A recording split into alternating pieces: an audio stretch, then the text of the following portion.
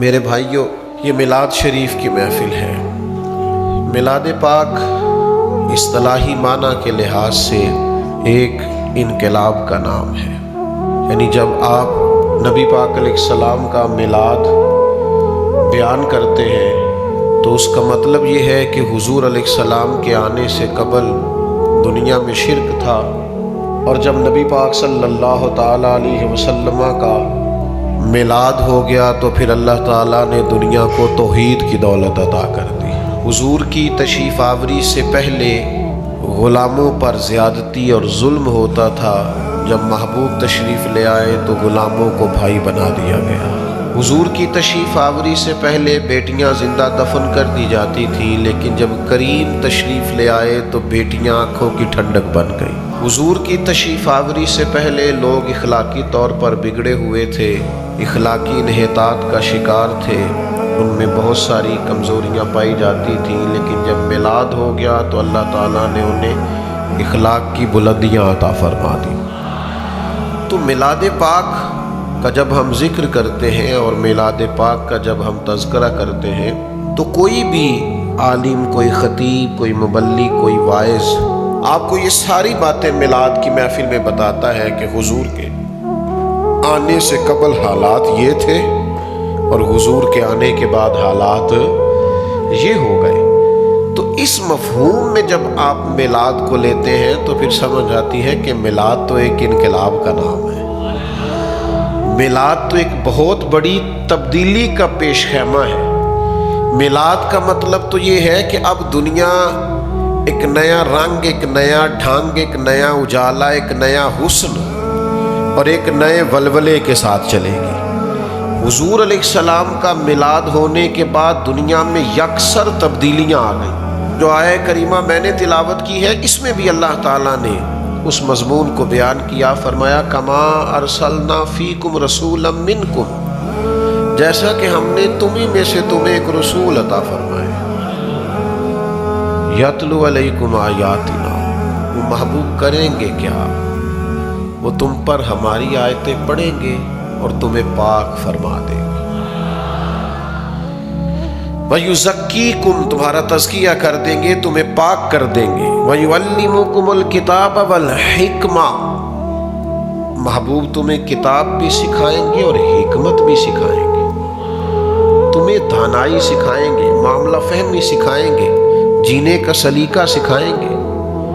پھر بات کو ایک جملے کے اندر بہت کھول دیا اور پورا بند بھی کر دیا، فرمایا وَيُعَلِّمُكُمْ مَا لَمْ تَكُونُوا تَعْلَمُونَ، تم جو نہیں نہ جانتے وہ سارا کچھ میرے محبوب تمہیں سکھا دیں گے۔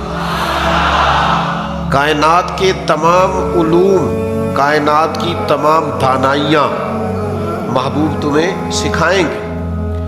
نبی پاک صلی اللہ تعالیٰ علیہ وآلہ وسلم جو انقلاب لے کے آئے تو اس انقلاب نے سب سے پہلا کام یہ کیا کہ یتلو علیکم آیاتنا ویزکیکم، محبوب تم پر آیات قرآن مجید کی تلاوت کریں گے اور تمہیں پاک کر دیں گے۔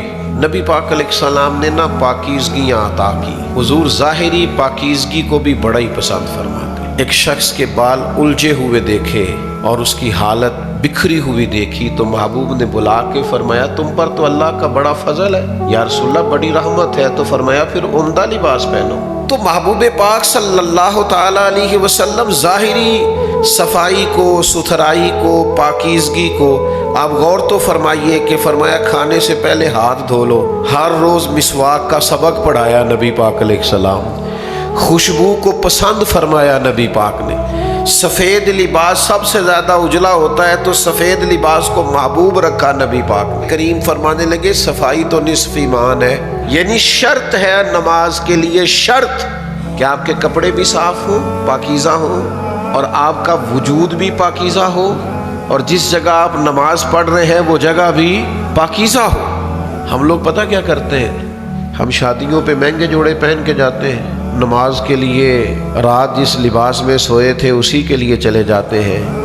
حضرت غوث پاک رضی اللہ تعالیٰ عنہ کا طریقہ مبارکہ یہ تھا کہ سب سے مہنگا جوڑا پہن کے نماز پڑھتے تھے، فرماتے تھے سب سے شانوں والے رب کے حضور حاضر ہو رہا ہوں، خوبصورت لباس پہن کے، امامہ باندھ کے، خوشبو لگا کے، صاف ستھرے ہو کے اللہ کے حضور حاضر ہوتے تھے۔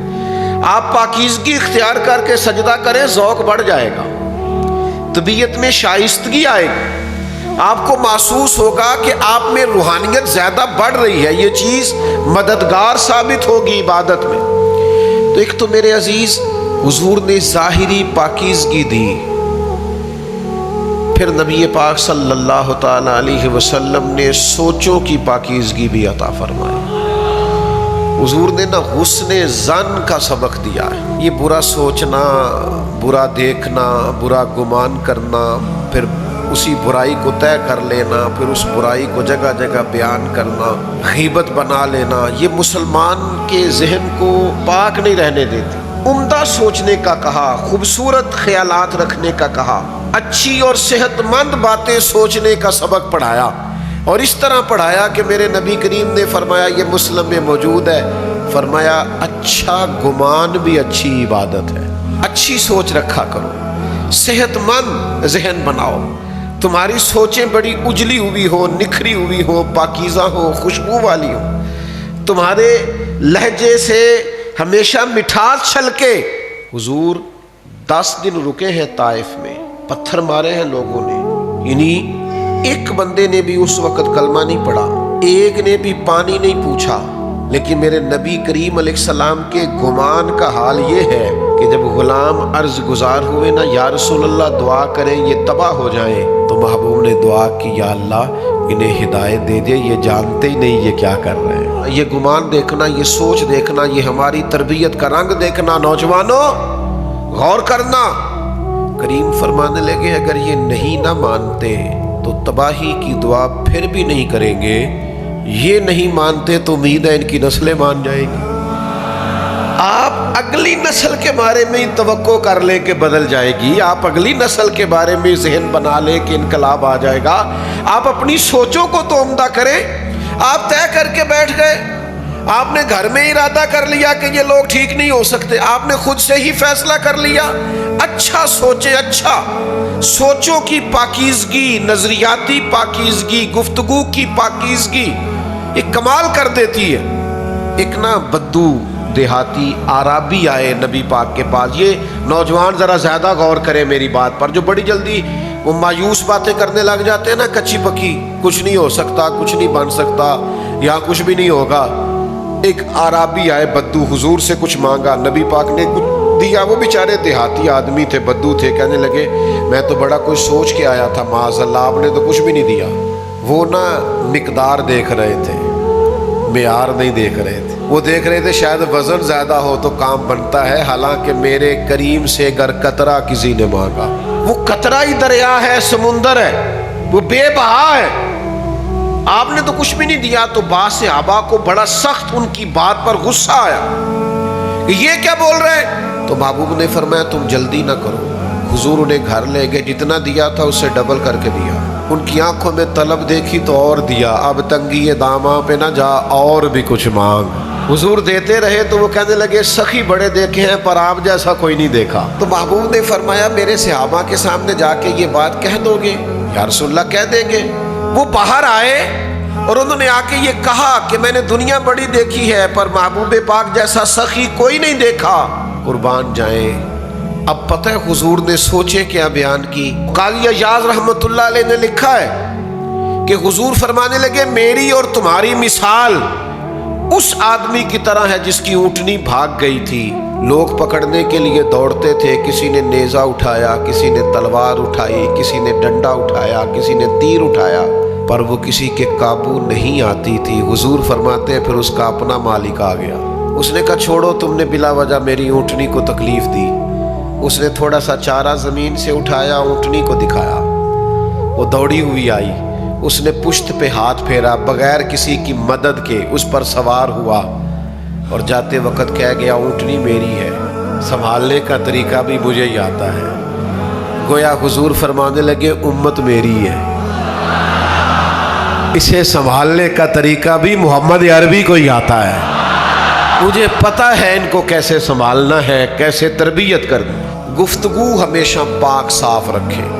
آپ کو پتہ ہے اسلام نے غیبت سے اس قدر زیادہ منع کیوں کیا ہے؟ اس لیے کہ غیبت یہ کسی کی عیب جوئی ہوتی ہے، یہ پاکیزہ گفتگو نہیں ہوتی، اسے زنا سے بھی زیادہ برا اور گندا فعل کہا گیا ہے۔ یعنی نبی پاک صلی اللہ تعالی علیہ وسلم نے بیہودہ گفتگو سے منع فرمایا، لا یعنی باتوں سے منع فرمایا۔ ہمارے لب و لہجوں میں، ہمارے انداز میں، ہمارے اٹھنے بیٹھنے میں مذاق کے نام پر، دل لگی کے نام پر بعض اوقات ایسی گفتگو ہو جاتی ہے جو شخصیت سے میچ نہیں کرتی، جو آدمی گفتگو کر رہا ہوتا ہے اس کی پرسنالٹی کے ساتھ میچ نہیں کرتی۔ اپنے لفظوں کو جچا تلا رکھیں، خوبصورت رکھیں، پاکیزہ رکھیں۔ میرے کریم بولتے تھے نا تو سیدہ عائشہ صدیقہ فرماتی ہے حضور کے جملے اور لفظ گنے جا سکتے تھے۔ حضور دھیما بولتے، میٹھا بولتے، اور ایک بات دوسرے سے جدا ہوتی، اور محبوب کا لب و لہجہ اتنا حسین ہوتا کہ حضور بولتے جاتے اور جملے دلوں میں گھر کرتے چلے جاتے۔ آپ پاکیزہ بات کریں، آپ عمدہ بات کریں، آپ کوئی ایسی بات نہ کریں جو ذات کے لیے ہو، آپ مقاصد کی گفتگو کریں، معنی خیز بات کریں۔ کچھ لوگ بہت بولتے ہیں، ان کی گفتگو کا بھی وقار ختم ہو جاتا ہے، لوگ کہتے ہیں اس کو تو عادت ہے زیادہ باتیں کرنے کی۔ کچھ لوگ ہر بات کہنا چاہتے ہیں، ہر بات بھی کہنے کی نہیں ہوتی۔ نبی پاک صلی اللہ تعالی علیہ وسلم نے صحابہ سے پوچھا اس درخت کے بارے میں بتاؤ جس کی مثال مومن کی طرح ہے۔ حضرت عبداللہ ابن عمر رضی اللہ تعالیٰ عنہ فرماتے کہ میں جواب دینا چاہتا تھا، مجھے علم تھا کہ وہ کھجور کا درخت ہے، لیکن میں نے جواب نہیں دیا۔ یہ ضروری نہیں ہے کہ آپ کے پاس معلومات کا خزانہ ہے تو اب آپ کسی بڑے کی پرواہ ہی نہیں کریں۔ فرماتے مجھے علم تھا کہ کھجور کا درخت ہے، حضور پوچھ رہے میں بتا سکتا تھا، لیکن فرماتے میں نے اس لیے نہیں بتایا کہ وہاں بڑے بڑے اکابر صحابہ موجود تھے۔ حضرت صدیق اکبر بھی بیٹھے تھے، فاروق اعظم بھی حاضر تھے، مولا علی بھی تشریف فرما تھے، وہاں سیدنا عثمان غنی بھی موجود تھے۔ تو میں نے کہا اتنے بڑے لوگ موجود ہیں تو میں نے اکابرین کی موجودگی میں گفتگو کرنا مناسب نہ جانا۔ یہ تربیت ہے حضور کی دی ہوئی، اس کو سمجھیے گا۔ ہم محسوس ہی نہیں کرتے کہاں کیا کہنا چاہیے تھا۔ لفظوں پر تھوڑی پابندی ہونی چاہیے، جملے ذرا پاکیزہ ہونے چاہیے، انداز فکر ذرا دھلا ہوا ہونا چاہیے۔ بات اگرچہ بے سلیقہ ہو کلیم، پر بات کرنے کو سلیقہ چاہیے۔ آپ خوبصورت الفاظ کے چناؤ سے پاکیزہ گفتگو کریں۔ کوئی کمزور بات، میں کیسے آپ کی خدمت میں بات عرض کروں کہ یہ ہمارا دینی اسٹیج جب اس پر لوگ بازاری زبان استعمال کرتے ہیں اور یہاں بیٹھ کر ایسے جملے بولتے ہیں جو ان کی شخصیت سے میچ نہیں کرتے، تو پھر قوم اس سے وہ والا سبق حاصل نہیں کر پاتی جو انہیں حاصل کرنا چاہیے۔ آپ کی گفتگو حسین ہو۔ یہ دیکھیے نا، دو بھائی ہوں، مثال دے رہا ہوں سمجھانے کے لیے۔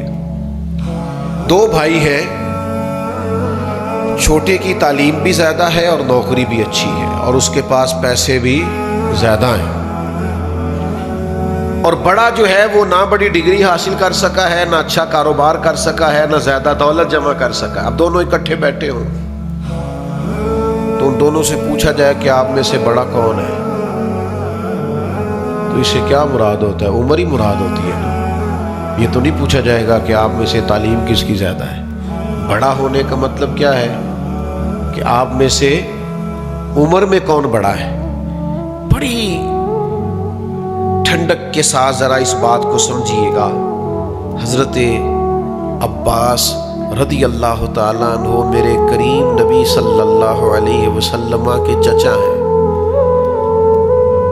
ایک شخص نے ان سے سوال کیا کہ آپ بڑے ہیں کہ حضور؟ تو وہ جو پوچھنے والا ہے نا، وہ عمر پوچھ رہا تھا،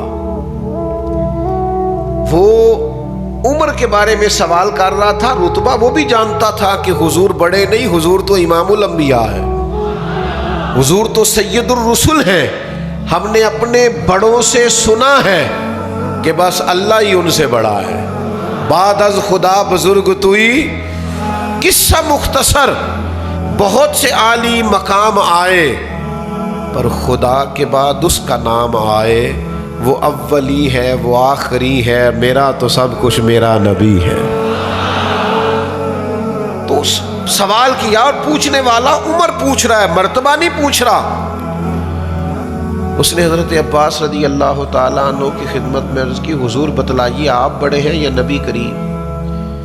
تو یہ ہے گفتگو کی پاکیزگی، یہ ہے لفظوں کی طہارت، یہ ہے باوضو جملے۔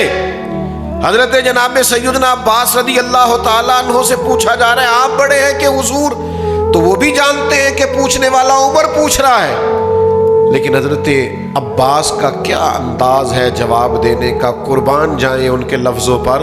فرمانے لگے بڑے تو حضور ہی ہیں، پیدا پہلے میں ہوا تھا۔ بات اگرچہ بے سلیقہ ہو، کلیم پر بات کرنے کو سلیقہ چاہیے۔ وہی بڑے ہیں، وہی وراء الورا ہیں۔ بلغ العلا کمال ہی کشف الدجا جمال ہی کشف الدجا حسنت جمیع خصال ہی صلو علیہ وآلہ۔ وہی بڑے ہیں، وہی کریم ہیں، انہی کو مرتبوں میں بلندی حاصل ہے۔ عزیز بھائیو یاد رکھیے گا، سوچوں کی پاکیزگی، پھر گفتگو کی پاکیزگی، حسین گفتگو کریں ہمیشہ۔ وقولوا للناس حسنا، لوگوں سے اچھی بات کہیں، خوبصورت انداز اختیار کریں، مایوسی والی بات نہ کریں، جب بھی بات کریں حسین بات کریں۔ دروازہ رسول پہ جب بھی کوئی آتا تھا محبوب ایسی بات کرتے تھے دل ٹھنڈا ہو جاتا تھا، حضور ایسا پیار سے نوازتے تھے کرم ہو جاتا تھا۔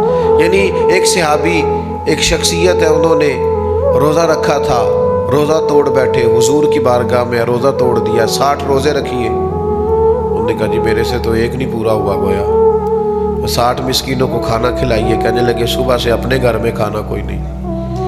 تو محبوب کریم صلی اللہ تعالیٰ علیہ وآلہ وسلم نے کئی باتیں انہیں بیان کی، 3 روزوں کا بھی کہا، لیکن وہ وہیں رہے، اب نہ کہیں سے کھجوروں کا ٹوکرا آیا۔ تو محبوب نے اپنے پاس سے کھجوریں دی، فرمایا کسی مسکین کو جا کے دے دو، تمہارے روزے کا کفارہ ہو جائے گا۔ تو عرض کرنے لگے یا رسول اللہ سارے مدینے میں سب سے غریب میں ہی ہوں۔ اچھا روزہ بھی انہوں نے توڑا ہے، کھجوریں حضور نے دی، فرمایا جا گھر جا کے تو ہی کھا لے، تیرے ہی روزے کا کفارہ ہو جائے گا۔ کیسا انداز کریمانہ ہے، کیسا نوازنے کا انداز ہے، کیا برکھا برستی ہے رحمت کی۔ تو پاکیزہ بات۔ اور پھر نبی کریم نے ہمیں سکھایا ہے کہ دلوں کو ہمیشہ صاف رکھنا ہے۔ جب کسی کو معاف کریں تو صحیح والا کریں، جب کسی سے صلح کریں تو صحیح والی کریں، جب کسی سے سینہ ملائیں تو کینہ دور کر کے ملائیں، جب کسی کو بھائی کہیں تو دل و جان سے کہیں۔ یہ نہ ہو کہ جی میں نے فلانے کے کہنے پہ صلح تو کر لی ہے، پر جب میرے دانت کے نیچے آئے گا نا تو پھر میں نے دبانا ہے، یہ نہ کریں۔ دل پورا صاف۔ یہ جو دل ہے نا یہ محبوب کے رہنے کی جگہ ہے۔ نبی پاک علیہ السلام نے فرمایا رب نہ تمہاری جیب دیکھتا ہے نہ تمہارے چہرے دیکھتا ہے، وہ جب دیکھتا ہے تمہارے دل دیکھتا ہے۔ دل آماجگاہ ہے، یہ مالک کے نظر فرمانے کی جگہ ہے۔ میرے بھائیوں یاد رکھیے گا، دل کو ہر وقت صاف رکھیں، ہر عداوت سے، ہر کینے سے، ہر بغض سے، ہر نفاق سے، ہر خود پسندی سے، ہر قسم کے عجب سے، ہر قسم کے حسد سے۔ اعلیٰ حضرت بریلوی رحمۃ اللہ علیہ فرماتے ہیں یہ جو لوگ حسد کرتے ہیں نا ایک دوسرے سے، یہ بندے سے حسد نہیں کرتے، یہ اللہ کی تقسیم پر اعتراض کرتے ہیں۔ معاذ اللہ، یہ رب کی تقسیم پر اعتراض کرتے ہیں۔ جسے چاہا در پہ بلا لیا اور جسے چاہا اپنا بنا لیا، یہ بڑے کرم کے ہیں فیصلے اور یہ بڑے نصیب کی بات ہے۔ کوئی آیا لے کے چلا گیا، کوئی عمر بھر بھی نہ پا سکا، میرے مولا تجھ سے گلا نہیں، یہ تو اپنا اپنا نصیب ہے۔ اگر دھبے روح پہ ہوں، حسد کا، بغض کا، عداوت کا، بددیانتی کا دھبا، یہ دھبے، نبی پاک علیہ السلام نے فرمایا جب تو ایک گناہ کرتا ہے اور توبہ نہیں کرتا تو تیرے دل پر دھبا لگتا ہے، نقطہ لگتا ہے، اور اگر تو پھر توبہ نہ کرے پھر گناہ کرے تو ایک نقطہ اور لگ جاتا ہے۔ تو اسی طرح گناہ کرتا جائے گا تو دل سیاہ ہوتا جائے گا، پھر جتنی مرضی کوئی اعلیٰ بات کرے دل پر اثر نہیں ہوتا۔ दिल को साफ रखें, सुथरा रखें, हमेशा पाकीज़ा रखें। पाक होवे ते पाक ही मिलदा ही, ते बिना पाकों पाक नहीं मिलदा। सारे वजूद दे धोण दे नालों इको धोला टुकड़ा दिल दा। और फिर दिल का हाल ये होना चाहिए कि दिल वो दिल है जो तेरी याद से मामूर रहा, और सर है वो सर जो तेरे कदमों पे कुर्बान गया। इन्हें जाना इन्हें माना ना रखा गैर से काम, लिल्लाहिल हम्द मैं दुनिया से मुसलमान गया। हज़रत अब्दुल्ला इब्न उमर रज़ी अल्लाह तआला अन्हु फरमाते, मैं भी हाजिर था, एक और सहाबी भी हाजिर थे। हम नबी करीम की आली मर्तबत बारगाह में बैठे थे। दरवाजे पे दस्तक हुई, हुजूर ने फरमाया दरवाज़ा खोलो, जन्नती आया है। कहते हमने बड़ा रश्क किया, यार कमाल हो गई, जिसको महबूब जन्नती फरमाए। दरवाज़ा खोला तो बंदा सादा सा, ताज़ा वज़ू किया है तो दाढ़ी से पानी के कतरे गिर रहे हैं, जूते बगल में दबाए हुए, सामान एक जगह पे रखा, हुजूर की बारगाह में हाजिरी दी, चला गया। हम रश्क करते रहे, क्या बात है जिसे महबूब जन्नती कहें। फरमाते अगला दिन आया, हम वहीं हाजिर थे, फिर दरवाजे पे दस्तक हुई। इत्तेफाक की बात यह कि करीम ने फिर वही जुमले दोहराए, फरमाया खोलो दरवाज़ा, जन्नती आया है।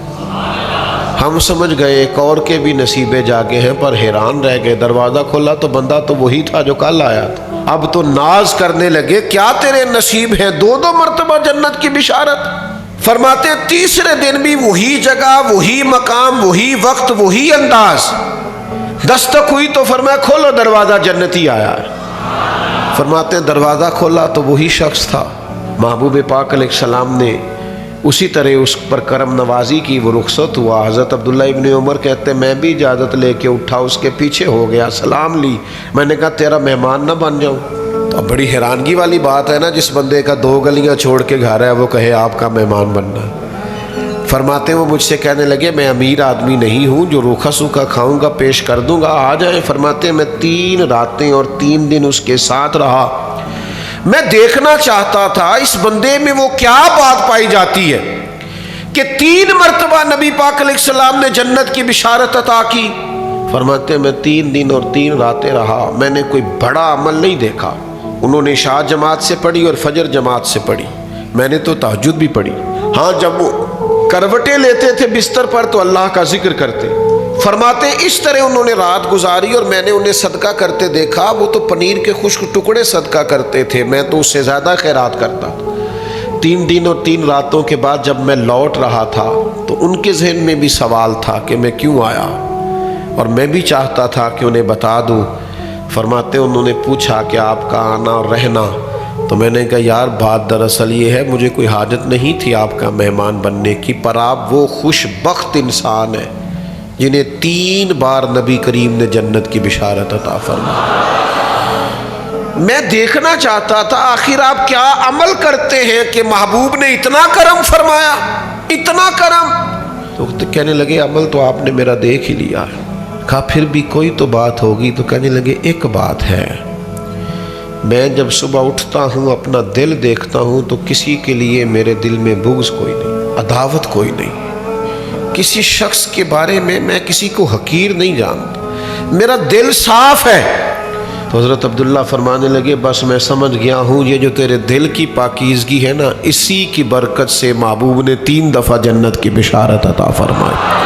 अपने आमाल को पाकीज़ा करें, कोई भी अमल करें तो उसे रियाकारी की मिलावट से बचाएं और उसे इखलास की पाकीज़गी अता करें। जब तक आमाल इखलास के वुज़ू के साथ मुनव्वर नहीं होते वो अल्लाह के हुजूर कबूल नहीं होते।